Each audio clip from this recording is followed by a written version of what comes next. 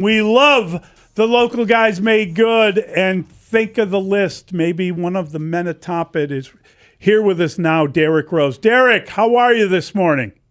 Hey, what's up, guys? Thanks for having me. I'm doing pretty good.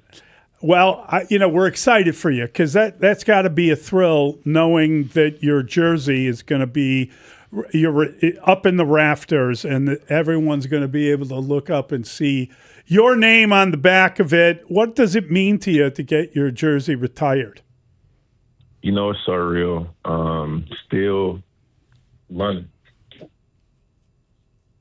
It's surreal, but at the same time, knowing that I put in the work and listen to the OGs, all the teammates, my old coaches, everybody that gave me knowledge, I made a way to implement that into my game, and I took advantage of it. So thank you. It's for all of us. So you found out a year ago, and we remember the surprise at the time, and you were moved emotionally. So you've had about a year to process all of those emotions and, frankly, to put your own career in perspective. We have seen you grow up in Chicago, and everyone has appreciated the journey. But as you put that into perspective, how would you articulate what you have accomplished and what this represents? I think whenever I look at all the players that did retire or got their jerseys in the Raptors or even won championships, they feel like they gave their all, and people respected that. And I feel like it's very similar to this, where we didn't win a championship, but, man, I have no regrets. I feel like I give my all. I feel like I squeezed or maxed out on my body when I was on the court, and I did all I could do. I'm just curious, Derrick. In retrospect now, as you look back on your career, famously, there was all these guys gathering together. We know what happened in Miami. And people were like, Derrick needs to recruit someone to come to Chicago. We need another star. And it was almost like you were blamed for not recruiting. Did you consider that part of your job, or did you laugh at that idea? I kind of laughed at it, but in a way, maybe it was towards the end of my career with the Bulls, but I feel like I adapted, or I made an attempt. I forgot what the attempt was, but I did recruit in that way, not like how everybody else was at the time, but I felt like I was cool with my guys and showing loyalty to my teammates. If they would have heard me each year say that we needed somebody different, who was going to mess with me on the team? Or like it was a fake relationship, and that's something I never wanted with my teammates, and that's why we're like family to this day outside of basketball. Youngest MVP ever. We saw what you accomplished on the court and with those Bulls teams you're referencing, and then you came back, and your second act was impressive because you had the longevity, and I think a lot of people might have been surprised, Derrick. Now that you have got your jersey retired, and you just look ahead. Is the Basketball Hall of Fame a goal of yours? Can you look at it that way? And do you think that your career was Hall of Fame worthy?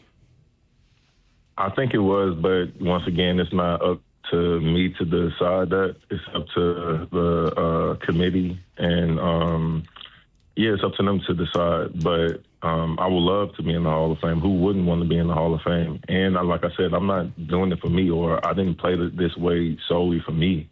It's the Chicago way of playing. Like, that's the way that I played. That's the way that every time I step on the floor, I always try to show a Chicago toughness or a Chicago aggressiveness in some fashion.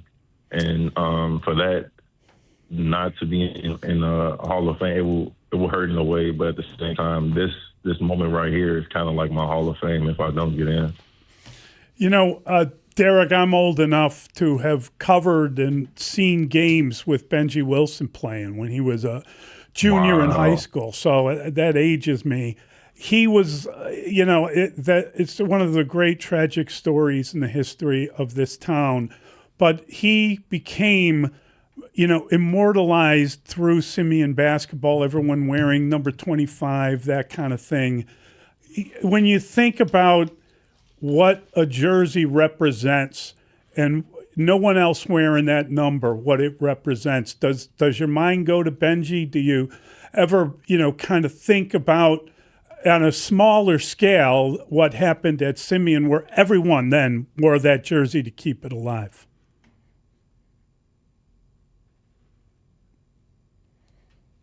Did we lose Derek? Hold on a second. Reconnect with Derek. Oh, there he is. We got him. We got him back. Hey, Derek. Sorry, I was just asking you about the meaning of a jersey. Yeah.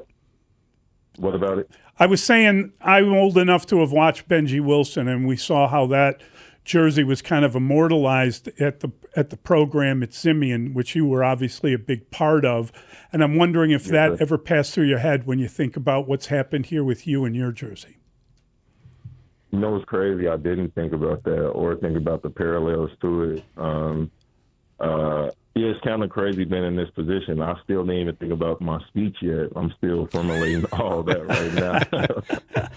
Like, it's been so much, man. I know I'm going to kill it, but it's been so much that I'm taking in each day. We just dropped a flower business for my family, so it's been a lot going on. You are very busy, and you seem to be everywhere. You've got the Roses Flower Shop. I love the commercials. You've got also, I saw yesterday over at the United Center working at CHSN, you've got a Derrick Rose collection, 20 items, including a hoodie, a Letterman jacket, several shirts, all going to be available starting January 24th at the United Center. You've got other global businesses involved. How would you describe Derrick Rose, the businessman, and how he's different than Derrick Rose, the point guard? I mean, I'm busy. I mean, as a point guard, it's totally different. In this lifestyle, it's no sitting still or being stagnant because I'm always moving. With basketball, of course, you can go take a nap before the game. You can do other things before the game. But here, it's work all the time, being a businessman, adapting, learning how to convey myself in these meetings, listening for the most part, and asking the right questions, you know. So with this flower business, it's something that we've been thinking about for, I think, a year and a half right now. And we just implemented it. We only got a brick and mortar right now, but it's all online. And the reasons why we thought about it was, or I thought about it with my business partners, was that having a family business, your family can have a safe haven to go work. And like the three pillars that we're working on right now is the growth, being authentic, and the legacy part. With those three, we should be able to build something special. That's great, Derek. I'm curious, when you think about people getting their jersey retired, who's next? Yeah. Who from the Bulls deserves that honor, in your opinion? That's a great question. To be totally honest with you, I don't know. I was surprised it was that I was up next. So. To be completely honest with you, I thought no championship, no Raptors, no banner, no nothing. So for me to go up there, I can only imagine who's next.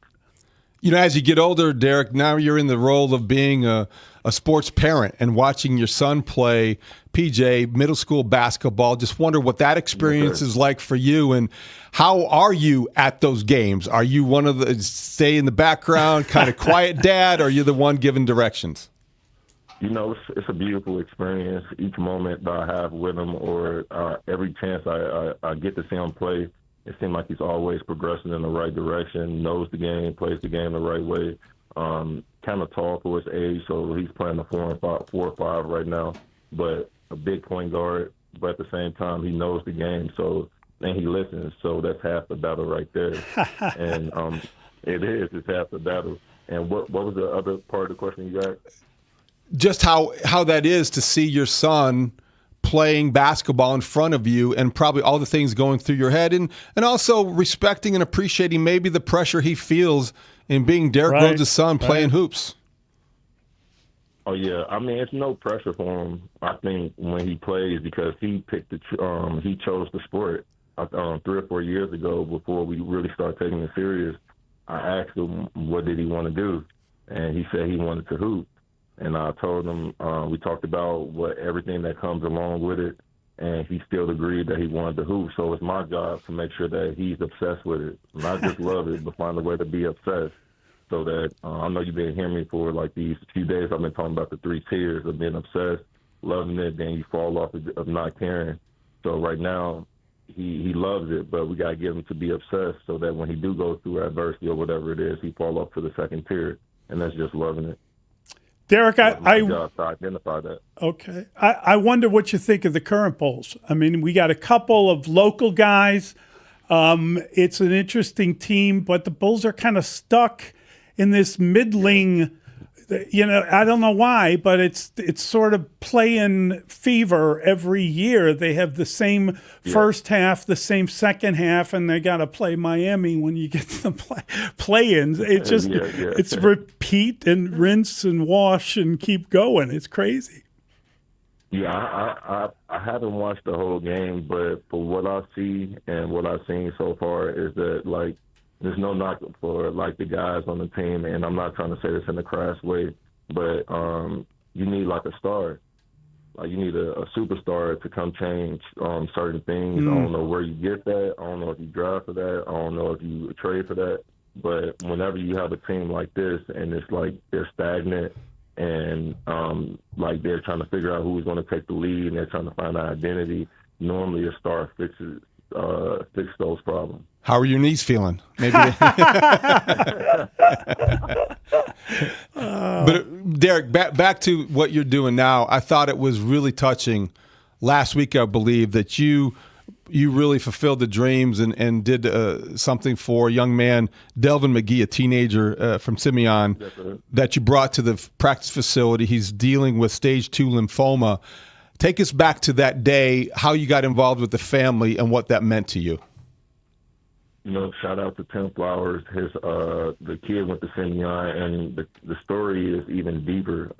I actually played against the boy, Dalmas. I played against his uncle when we were younger. I lived on 72nd. His uncle and them lived on 64, 66 in Damon. And we were like the two best players growing up. He was a husky, big kid. And, of course, I'm a small, skinny guard. But when we were, like, in 6th or 7th grade, we played a little bit together. Then he broke off and did his own thing. But when I met him, I didn't know that his uncle passed. So, like, I met the kid, then they told me who his uncle was and how close we lived to one another, and they told me about the situation and how he was traveling with the team. Everything just came full circle, and I was just happy that Simeon was a part of it. And they, like, made me a part of it, so it was cool. Hey, Derrick, thanks a ton. Great catching up with you. I hope we can talk to you again soon. Really appreciate your time. Enjoy Saturday night. Man, thanks for having me.